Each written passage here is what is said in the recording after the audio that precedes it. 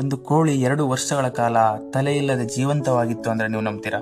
ಇದು ನಡೆದಿದ್ದು ಅಮೆರಿಕಾದ ಒಂದು ಪುಟ್ಟ ಹಳ್ಳಿಯಲ್ಲಿ.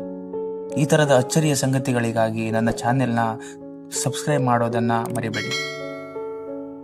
ಅದು 1945ರ ಸಮಯ.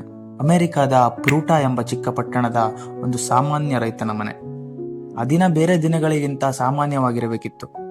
ಆದರೆ ಆ ದಿನ ನಡೆದಿದ್ದು ಇತಿಹಾಸದಲ್ಲೇ ಅಚ್ಚರಿ ಹುಟ್ಟಿಸುವ ಘಟನೆಯಾಗಿ ಉಳಿಯಿತು.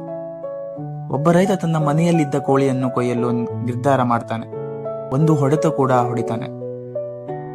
ಸಾಧಾರಣವಾಗಿ ಆ ಕೋಳಿಯಲ್ಲಿ ಸತ್ತು ಹೋಗ್ಬೇಕಿತ್ತು. ಆದರೆ ಅದು ಸಾಧಾರಣ ಕೋಳಿಯಾಗಿರ್ಲಿಲ್ಲ. ತಲೆ ಇಲ್ಲದೆ ಉಳಿದ ಆ ಕೋಳಿ ಸಾಯಲೇ ಇಲ್ಲ. ಅದು ಓಡಿತು, ನಿಂತಿತು. ಅದು ಸಾಮಾನ್ಯ ಕೋಳಿಯಂತೆಯೇ ಉಳಿಯಿತು.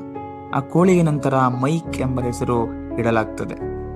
ಜೀವಂತ ಅಚ್ಚರಿ ಏನಂದ್ರೆ, ತಲೆ ಇಲ್ಲದೆ ಇದ್ದರೂ ಮೈಕ್ ಬದುಕುಳಿದಿದ್ದು. ಅದು ತಿನ್ನುತ್ತಿತ್ತು, ನೀರು ಕುಡಿಯುತ್ತಿತ್ತು.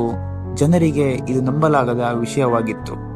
ಹೀಗೆ ದಿನಗಳು, ತಿಂಗಳುಗಳು ಕಳೆಯುತ್ತವೆ. ಮೈಕ್ ಸಾಯಲೇ ಇಲ್ಲ. ಈ ಘಟನೆ ದೇಶದಾದ್ಯಂತ ಸುದ್ದಿ ಆಗ್ತದೆ. ವಿಜ್ಞಾನಿಗಳು ಬಂದು ಆ ಕೋಳಿ ಮೈಕ್ ಅನ್ನು ಪರೀಕ್ಷಿಸುತ್ತಾರೆ. ಅವರು ಕಂಡುಕೊಂಡ ಸತ್ಯ ಇನ್ನೂ ವಿಚಿತ್ರವಾಗಿರುತ್ತದೆ. ಕೋಳಿಯ ಮೆದುಳು ಸಂಪೂರ್ಣವಾಗಿ ತಲೆಯಲ್ಲಿರಲಿಲ್ಲ. ಅದರ ಪ್ರಮುಖ ಭಾಗ ತಲೆ ಹಿಂಭಾಗದಲ್ಲಿರ್ತದೆ.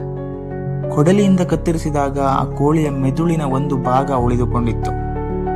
ಅದಕ್ಕೆ ಜೊತೆಗೆ ರಕ್ತಸ್ರಾವ ನಿಲ್ಲಿಸುವ ಒಂದು ರಕ್ತದ ಗಡ್ಡೆ ಕೂಡ ರೂಪುಗೊಂಡಿತ್ತು.